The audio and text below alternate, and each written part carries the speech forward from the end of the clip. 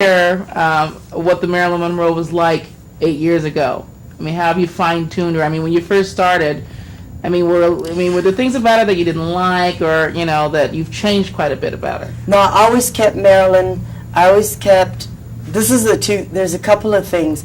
Visually, it's Marilyn Monroe, but on the inside, it's Norma Jean, the little girl. Okay, there is a sweetness in the smile, and a vulnerability in the eyes, or sweetness in the smile and a sadness in the eyes. It's that kind of it's a layers. There's layers of Marilyn, you see, and a lot of lookalikes or impersonators only capitalize on the outside, making Marilyn like, Well, that's very obnoxious and that's very ostentatious. And Marilyn's motivation was love. She didn't have the love that little girls need when they're growing up. So she was not ostentatious. Her motivation was love. And she wanted love from the world. But how do you get this motivation? You didn't know her. No, I didn't. And that's why I read books, I saw documentaries, I watched films, and I also talked to people who had perhaps seen her at one point. And I remember asking, I was in a fabric shop in San Antonio, Texas, of all places, my hometown.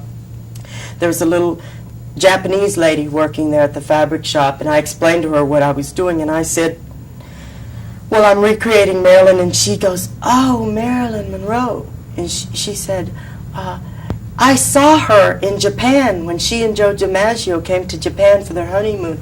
And I said, really, what was your impression of Marilyn Monroe in Japan?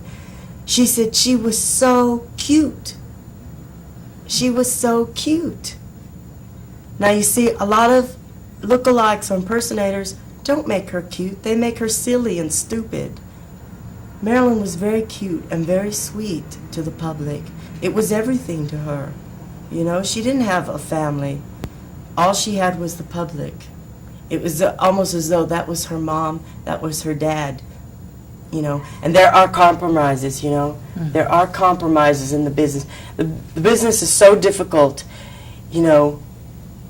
I'm just amazed sometimes at what she went through and still survived to that point.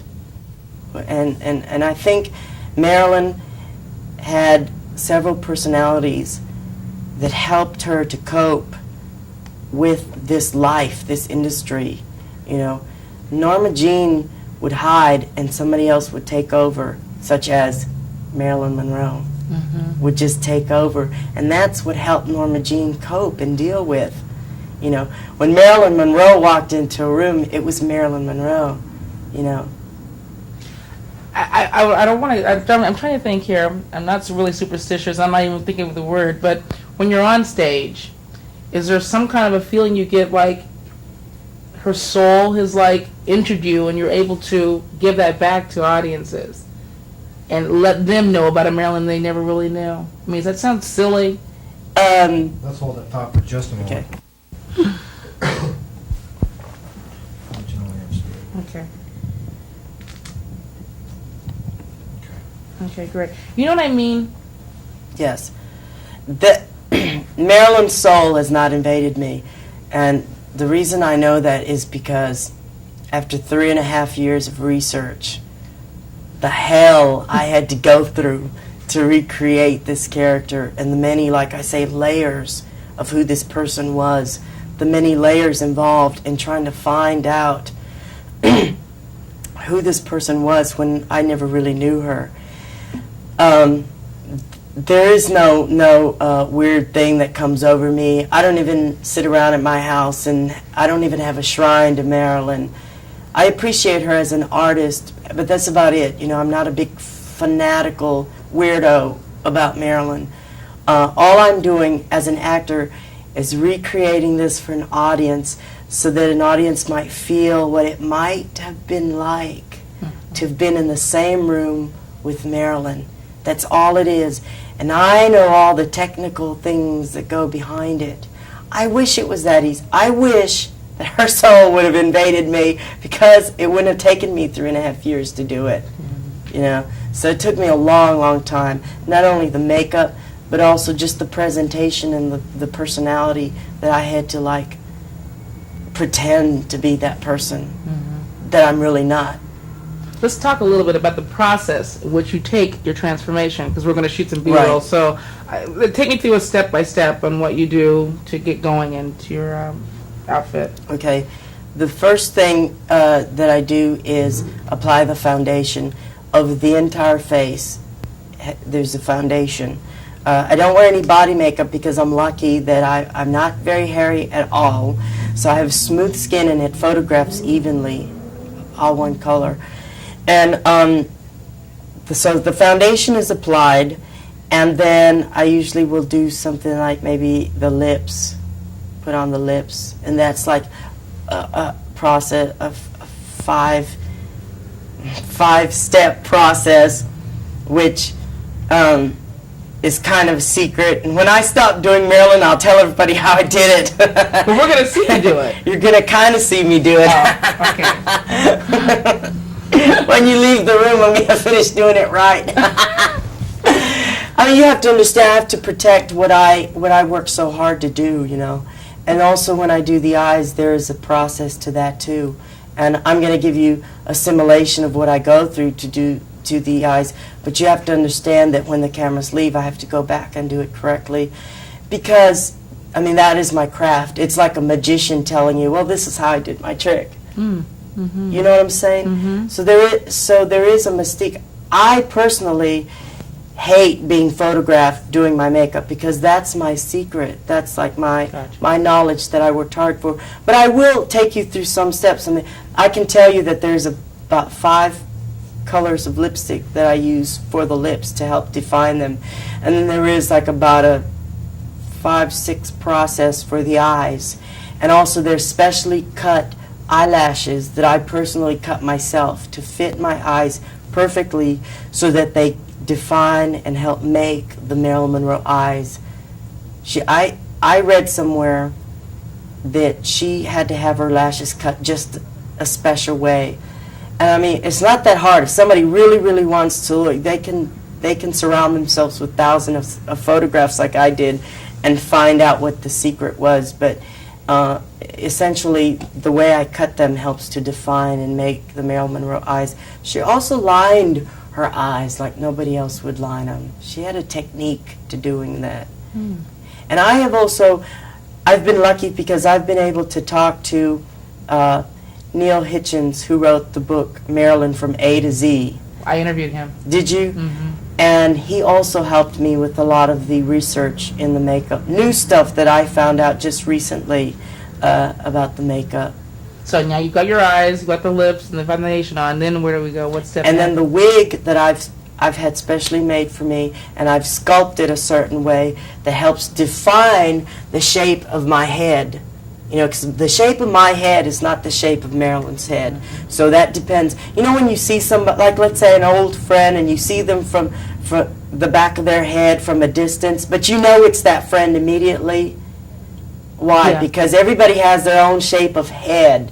You know what I'm saying? Mm-hmm. So I shape that wig so that even from behind, you see Marilyn Monroe. That's the shape of her head.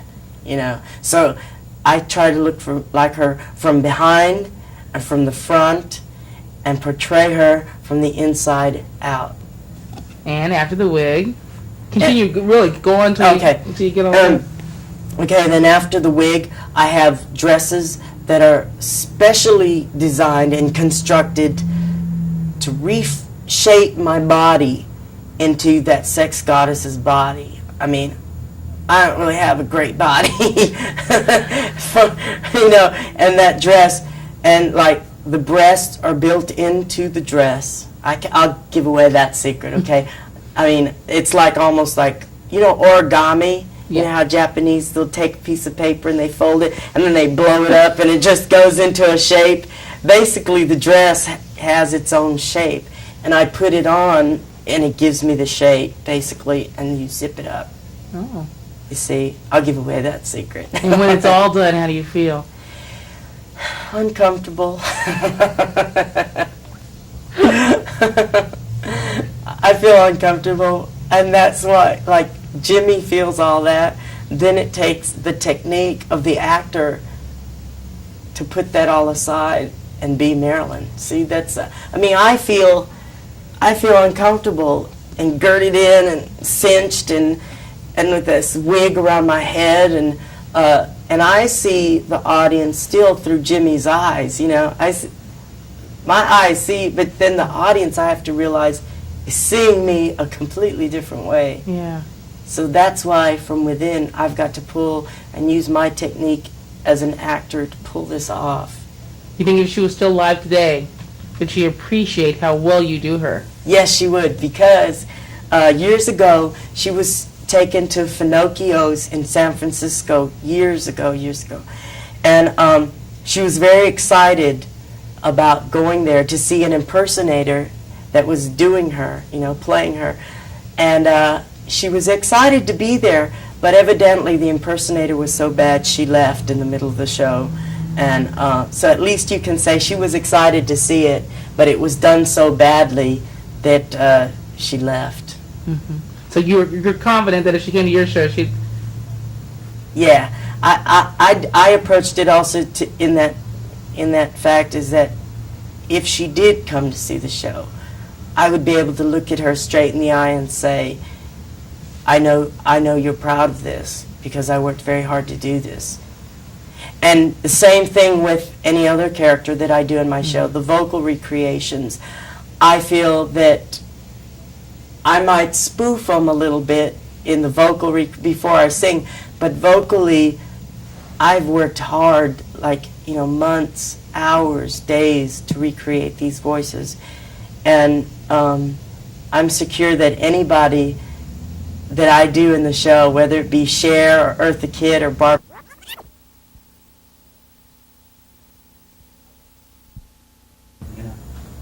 which I wanted, Jimmy, being a struggling actor myself, it's really nice to see an impersonator who does go beyond the exterior, who does go for the character, you know, the inside, the feeling, the emotion. And because it's like when they have like shows on Elvis Presley, you know, like a show, you know, and they never get an impersonator. They don't get lookalikes. Because how are they going to carry off a role, you know? Right. And well, I would see that and say, well, there's no way I'm just going to be like a Freely lookalike. Because at first, when I developed Marilyn, I was like working so hard on the visual and then trying to find out who her character was, but, you know, it was like the both at the same time. And then it was just for parties, you know, and I thought, no, it has to get better than this. It has to be more than just showing up at a party. Because then they were calling me for parties all the time, and I thought, this is stupid. Yeah. There's got to be more to it if I want a long career at performing, you know. Are you lit the way you want to be? Don't let us interrupt you. Just go No, about yeah. your thing. I know. Well, these lights are great. You like them? Yeah, There's they're little great. pick-ons, so, well, you know what colors you work with already, so. No, I know how You to don't do want that to throw you off. Me.